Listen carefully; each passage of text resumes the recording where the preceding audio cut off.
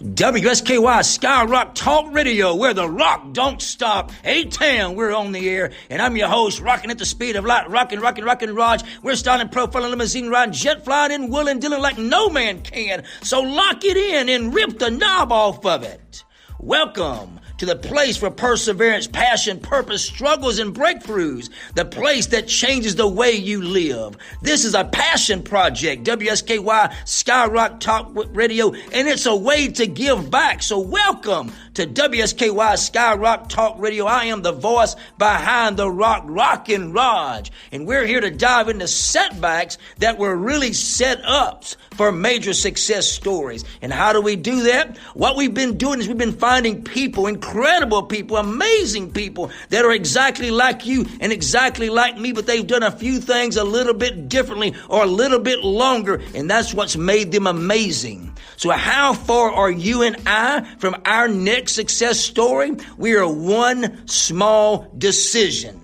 And this is season 1, episode 3, and I'd like to personally thank you for joining us and giving us feedback from the previous episodes and the words of encouragement. It means so much. And if you have not subscribed to our YouTube channel, hit the like button and the subscribe button right now and don't miss any further episodes. Let me start off by saying, didn't Reverend Martin Luther King Jr. say almost 60 years ago in 1963 that I have a dream that one day this nation will rise up and live out the true meaning of its creed? What is this nation's creed? He went on to say, we hold these truths to be self-evident that all men, all mankind are created equal. He went on to say that I have a dream that my 4 little children will one day live in a nation where they would not be judged by the color of their skin, but by the content of their character. From every state and every city, he said, we will be able to speed up that day when all of God's children, listen to that, black men and white men, Jews and Gentiles, Protestants and Catholics will be able to join hands. This time we are living in is and will continue to be hard and painful and hurtful for our country and many of my friends, many of your friends. Let me be more specific, our black friends. I've spent time reading post after post of anger and hurt and bitterness and pain. But before I continue, let me say that I am coming to this table and I am speaking from a surface view. And I am not even connected to what black people endure and continue to endure. But I will say that if we are just standing around and not speaking up, then we are the oppressor. Many are only speaking about riots and protests, but let's understand that riots and protests are secondary issues brought on by primary issue of injustice. Justice is what we should all care about. This issue of injustice, many people believe exists because of racism. Let me ask that we use our voice to speak against undeniable racism. Let me ask that we fix our village instead. Let me ask that we call hate racism. Let me ask that we find somewhere that we can make a change and make it. Let me ask that we first start in our own thoughts, in our own actions, which will at least make a change in our direction for the better. Let me ask that we get involved by uncovering and correcting our thoughts and our actions first. Let me ask that we think deeper about the pain and the anger and the hurt, or we simply be silent about judging. Let me move on. Joining me in this episode, season 1, episode 3, is the one and only Marie Robertson. Hi, everyone. As you said, I am Marie Robertson. I am from New Iberia, Louisiana, born and raised there. I come from an interracial family. My dad is white and my mom is black. So of course, I went through a lot of interracial struggles. But before I move on from that point on, I want to let you know that I have other siblings. I have, or a family of 8, I'm number 7. I have older brothers and siblings, other brothers and sisters, that is. And they went through an entire different era than I did. So the struggle was real for them, and they went through a lot more than I did. So with that being said, I saw a lot as a younger sibling, and it was not good. So with that, again, with that being said, like I said, I saw a lot. They went through a lot, and it has a lot of scores, not just for them, I can tell, but also for myself. So my parents always taught us to treat others like you want to be treated. You give respect to get respect, regardless of the color of our skin. So with my dad being white, my mom being black, trust me, there was a lot of racial things that we constantly went through. And I have to say today, sometimes we still go through those struggles. But as a kid, for myself, I went to a mixed school, but there I had some troubles in my mixed school and the school that I went to.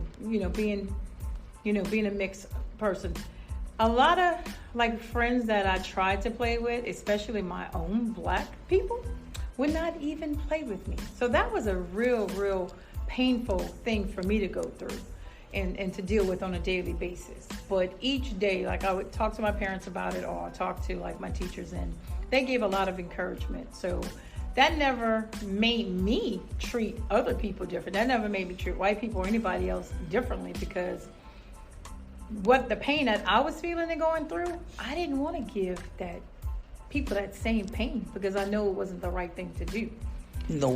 What were some of the thoughts that your mom and dad was sharing with you to help you that you can remember? Yeah, the thoughts that my mom and dad, would share with us is that, Marie, it's not right to treat people that way. I know it's painful for you to feel that way, because we went through it.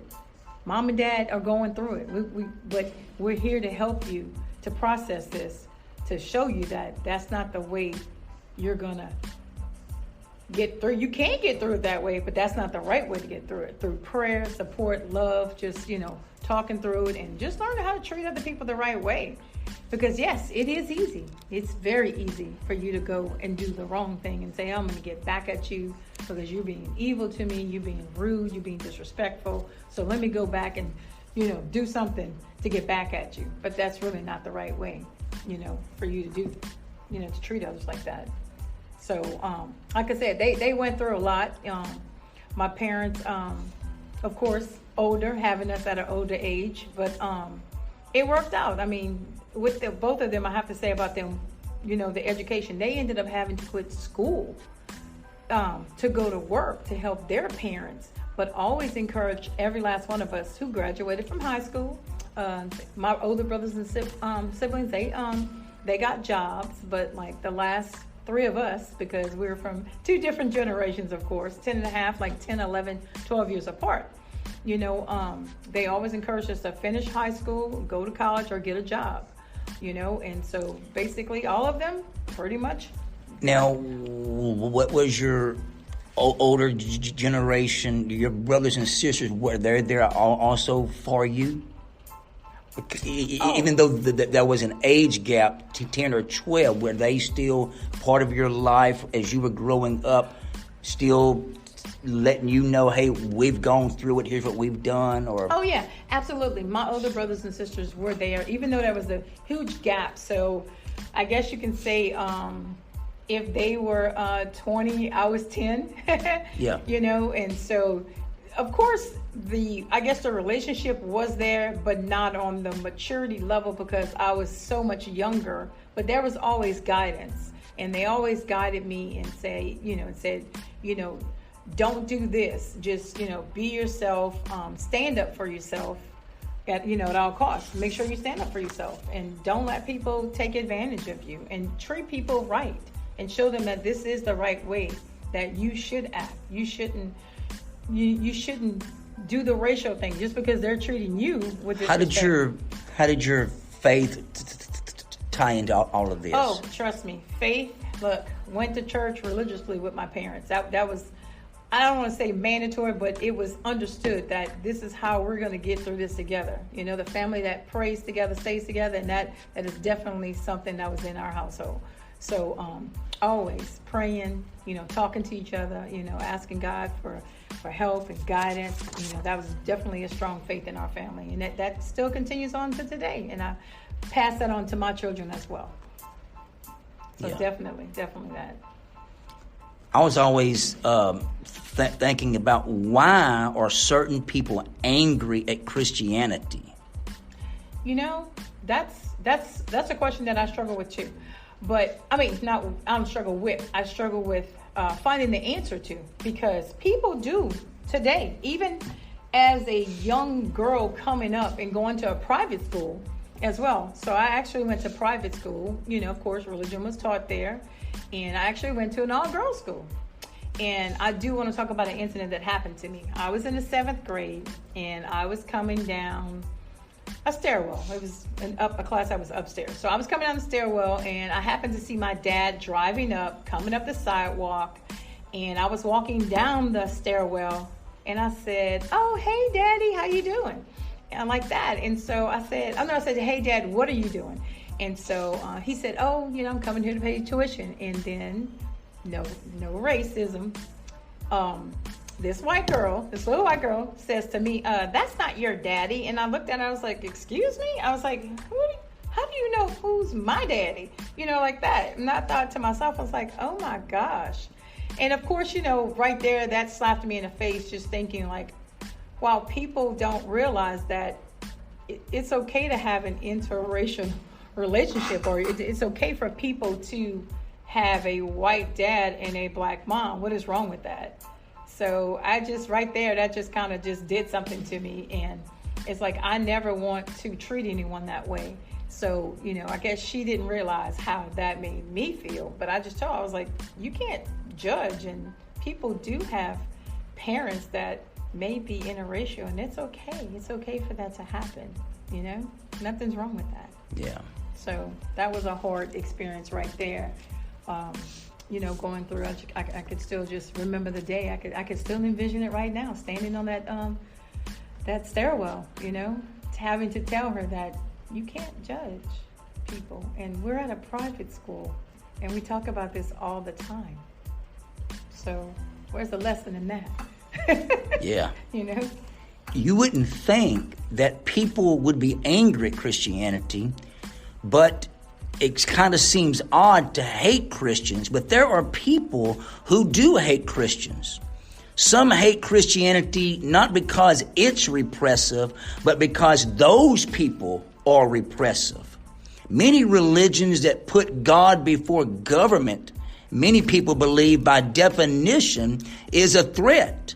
Most offensive of all, Christianity specifically rejects their most cherished doctrine, which is racial order, because the Christian message is the opposite of that agenda. Christianity describes a universal brotherhood. Every person created in God's image. Therefore, for that reason, we are morally equal. If all people are morally equal, we can't really divide our population by skin color.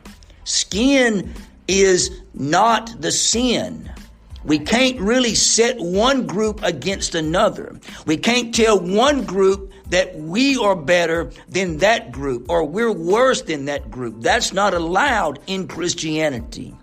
In order to allow that, you have to erase Christianity. And they've been working on that for a long time. Ever notice how they call Martin Luther King doctor and not Reverend. I started off by calling him Reverend because he was a pastor. King, Dr. King or Reverend King was not a physician doctor. He was a Christian preacher.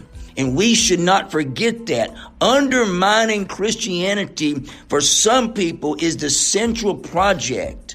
That's their goal. I can remember just recently, I had a former student who said to me that I was part of just a few who was willing to always come to the table. And he thanked me for doing what many won't do. I also had a parent recently say to me that what makes me different is everything I do with a deep love. And for years, I've worked in a low economic Title I school. And you probably have also. Yes, I have worked in low Title I schools. So this is not my first time working in a school like this, and I've seen some things that we're currently seeing now, and it really hasn't changed much. You know, what we've seen in the Title I schools. So something has to change.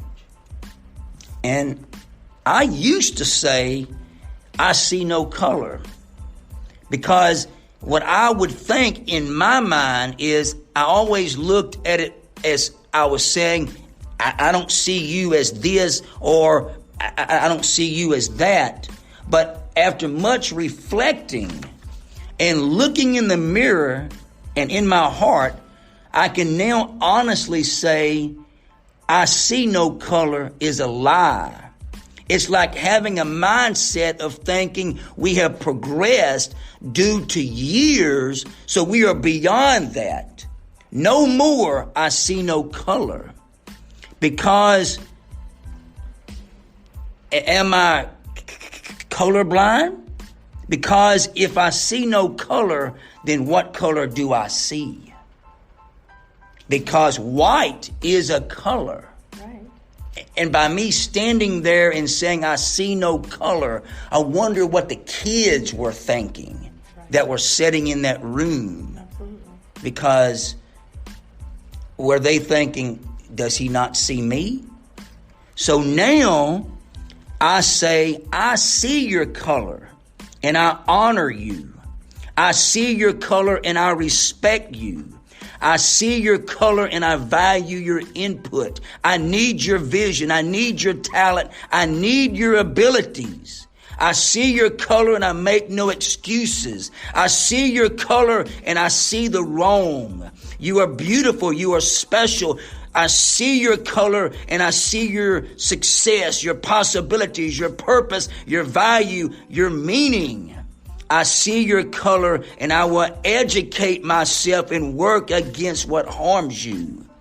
That's what the voice behind the rock, reaching our community, reaching our city with kindness is all about. I see your color and I need you.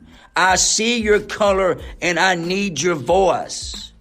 We are tired. I am tired of young black men being betrayed as thugs, innocent lives being swept under the rug when black children leave their house.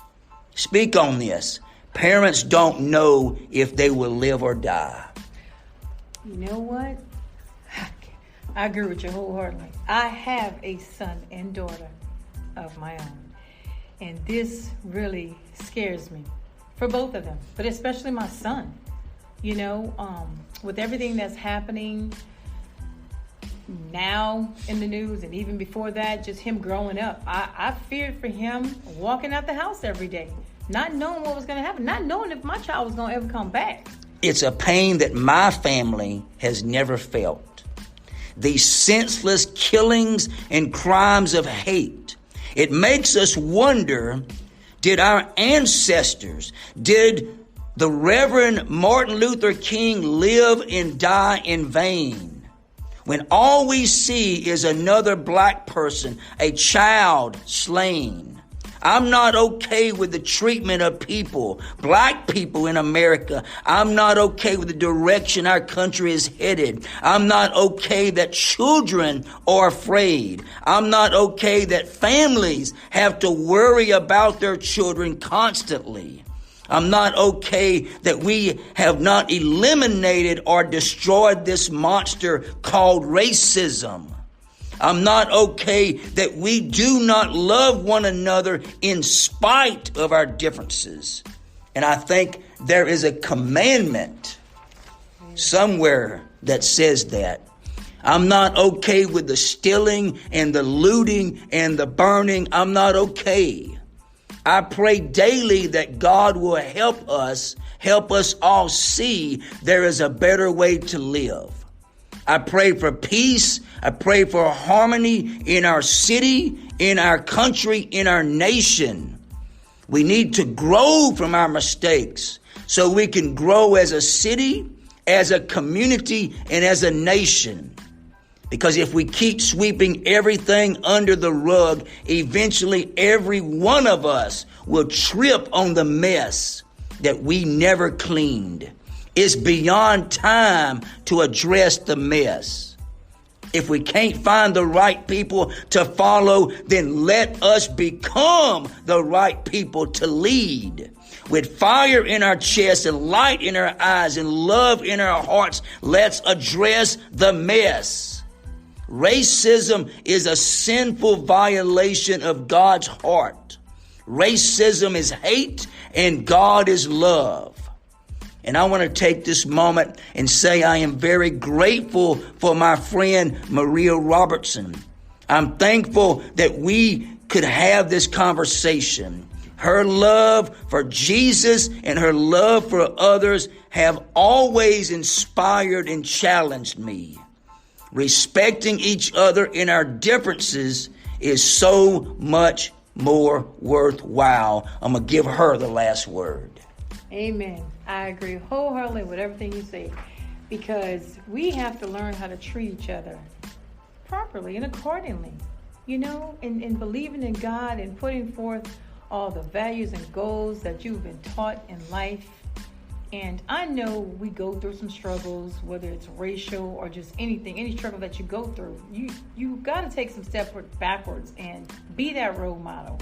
You know what I'm saying? Give back to people. Show them that in spite of the strife or tragedies that we're going through, we have to keep moving forward and persevere.